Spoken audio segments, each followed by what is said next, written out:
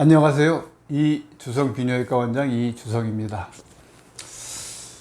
며칠 전에는 이제 38세 된 남자 환자가 제가 5년 전에 정관 수술을 해준 환자인데 아내가 이제 임신을 했다고 그래서 내원했습니다. 그래서 정액 검사를 해봤더니 정말 임신이 가능한 정도의 그 정자 수가 있었고 정자가 활발히 움직여서 임신이 가능하다고 이렇게 말해 주었습니다. 이렇게 이제 교과서적으로 정확하게 수술을 하더라도 한 300명에 1명 정도는 이제 임신이 되는 경우가 있습니다. 그래서 우리나라 교과서에는 그 원인이 알 수 없다 이렇게 나와 있고, 미국의 교과서에는 unknown 이렇게 또 알 수 없다라고 이렇게 기록되어 있습니다. 이 교과서적인 수술이라면은 이제 그 양쪽 정관을 1cm 이상 절단을 하고요. 또 양쪽 그 절단된 부위를 또 실로 묶고 그 다음에 양쪽을 레이저로 이렇게 지져서 완벽하게 수술합니다. 의학적으로는 임신이 될 수 없는데 임신이 되기 때문에 알 수가 없다. 그리고 unknown 이렇게 이제 기록되어 있는데, 저는 이제 지금까지 한 3만 5천 명 이상을 정관 수술했습니다. 아마 우리나라에서는 물론 제일 많이 했고요. 아마 세계에서도 제일 많이 하지 않았나 이런 생각이 듭니다. 3만 5천 명을 수술하려면 1년에 1000명씩 35년을 해야 됩니다. 지금도 한 달에 약 100명을 수술하고 있으니까 앞으로 얼마까지 수술할지 모르지만은 이렇게 이제 수술을 많이 하는 그렇게 되는 데는 제가 이제 자녀가 3명 이상인 경우에는 이제 정관 수술비를 아주 저렴하게 합니다. 과거에는 이제 무료로 수술해준 경우가 한 1600명 정도 되고요. 무료로 수술해줬다는 얘기가 옛날이 아니라 정관 수술이 2005년 이후에 보험에서 빠졌습니다. 그리고 그전에는 예비군 훈련소에서도 무료로 하고 막 그랬는데 2005년을 기준으로 우리나라 인구 정책이 바뀌었어요. 그전에는 둘만 낳아서 잘 기르자, 하나만 낳아도 지구는 만원이다, 이런 가족계획협회의 그 표가 있었는데, 그 이후에는 여러 가지 경제적인 측면 이런 걸로 해서 자녀를 많이 낳아야지 된다라는 그런 인구 정책 때문에 보험에서 빠져서 수술비가 30만 원 이상씩 받게 됐습니다. 그 이후에 제가 한 1600명을 무료로 수술해줬고, 지금도 이제 3명 이상의 자녀를 가진 가정에는 이제 반값 정도를 받고 있죠.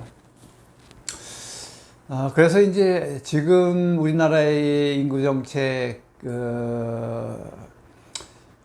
지금 세계에서 우리나라가 이제 출산율이 제일 낮지 않습니까?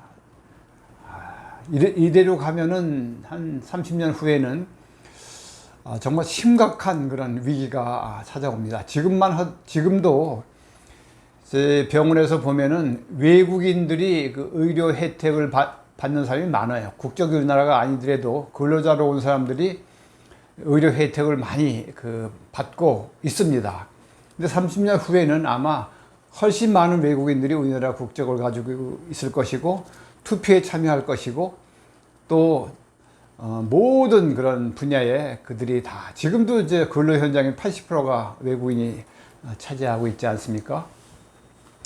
그래서 정부에서 우선적으로 해야 될 일은 인구 출산을 정말 늘려야 되는데, 제가 여러 번 얘기했지만은 3자녀 이상인 경우에는 학비와 취업과 대학 입학에 우선적으로 배려해주는 그런 법이 빨리 만들어져야 된다고 생각합니다.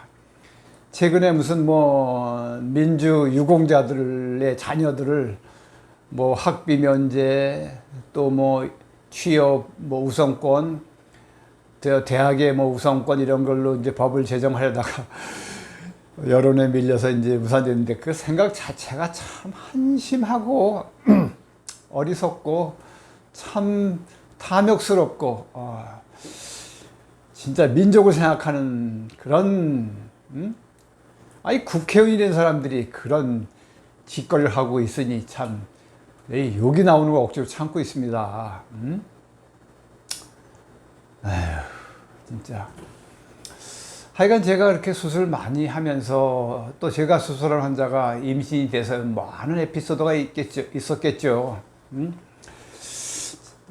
남편이 임신한 걸 모르는 또 아내가 바깥에서 성관계라고 임신돼서 오는 경우도 있었고, 또 남편은 남편대로 아내 임신을 의심해서 대판 싸우기도 하고 별거하기도 하고 이혼한 사람도 있고 그렇습니다.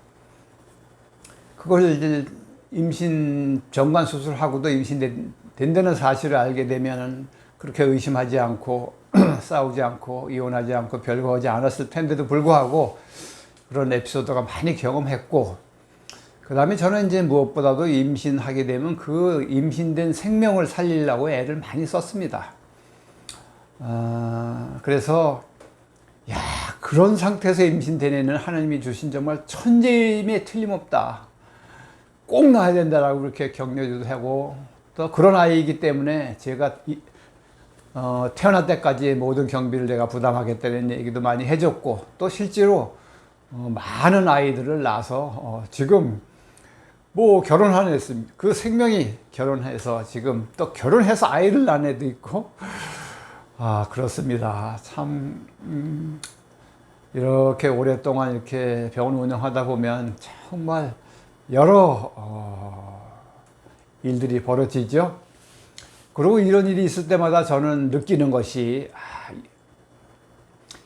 제가 정관 수술을 이제 필요에 의해서 인위적으로 절단하는 거 아닙니까? 인위적으로 하는 것이죠.